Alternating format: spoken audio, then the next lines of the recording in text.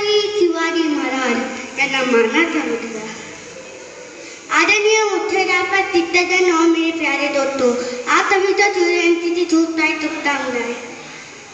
सूर्य जयंती हर साल 19 फरवरी को छुट्टियां उत्साह से मनाई जाती है।